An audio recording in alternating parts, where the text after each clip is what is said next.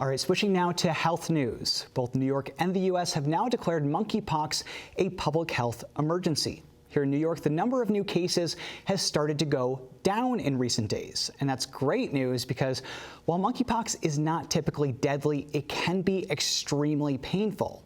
It's a disease that's spread primarily through close physical contact with others or things they've touched, like their clothes. But it can be scary to see a new outbreak when we're still dealing with COVID.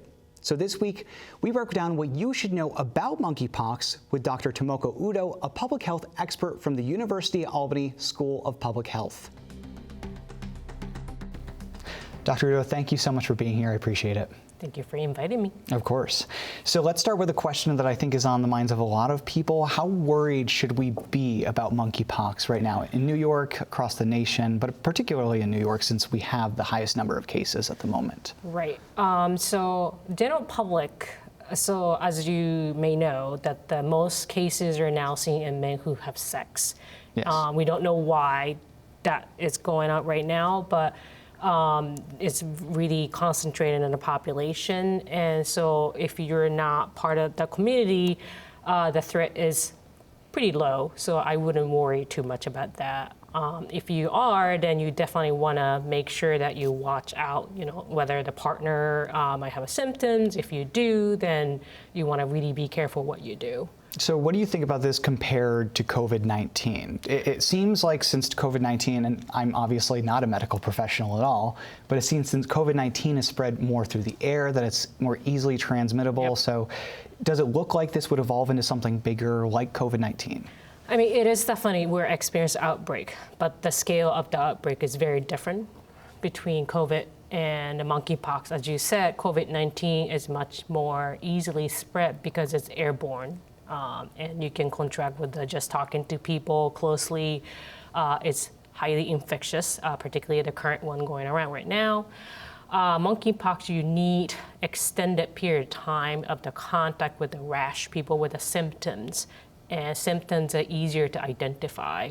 People have a rash around general area or hands and foot, mouth. Those are the typical places where you see rash. In that case, you just really want to be careful not to touch the person, not kiss anyone. Other thing you want to be careful is if you know someone had a symptom that had a rash, you want to be careful when you change their beddings or clothes, because that's another way you can get it. But it's easier to identify when people have the symptoms. That's very different from COVID-19. And it's not as infectious, instantaneous. It's not instantaneous even with the COVID, but it seems like it requires much more direct contact to the person. Okay, well that's good news at least, hopefully. So New York and the United States have declared this a public health emergency in the past few weeks. How does that change the situation in terms of the response or just in general? So what it does really allow to, release more funding, allocate more funding. There is a reason to allocate more funding to the response. Vaccination, can be distributed faster. So there are more resources put into it. That is what it is. It's a little different from what we saw with the COVID-19, again, where we just didn't know what was going on. And monkeypox, by the way, is not a new virus. It's been in existence for a long time. It's just we haven't seen this area. It's very similar to smallpox. So the treatment that we're using for monkeypox and the vaccination as well is actually developed for the smallpox, and that's still effective. COVID-19 was very different. It was brand new virus. It was completely new to us, and so that's why we needed to shut down and enforce social distance and so on. But I don't think it's going to happen because we have experienced outbreak in the past and we managed that. So it's just a matter of how much resource you want to put into it to put down the fire. Of course. Now, given this is not a new disease, as you said, so when we look at vaccinations, there's a challenge right now in getting enough vaccinations to the populations that may need them or want them. Do we know why there's that challenge in getting these vaccines to people? So, like I said, the vaccination was originally developed for smallpox, which has been eradicated in the U.S. Right. And so the needs for the vaccination has been very low. It's just someone, people in the army or military who needs to go to places where there might be smallpox, they have to get vaccinated. And so those are the only cases that we got vaccinated because it's not here. That's part of the reason why we don't have a lot of stock in pile. And I'm sure they're trying to produce right now a lot more. Other difficulty is this is also live vaccine. So the one that's available right now to the state and the country is attenuated live vaccine, but still it's different from like flu vaccine or even COVID vaccine. Administration is very different from how we get flu vaccine and so on. And so people need to be trained to administer this vaccine differently from flu and so on. And so that complicates things. So all these combination of things make it difficult to really distribute things quickly.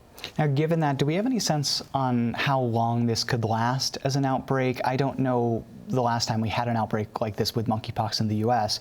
Is this more of a short-term thing that we're looking at, do you think, or is this something that we'll be dealing with long-term, even if it's not as prevalent as COVID?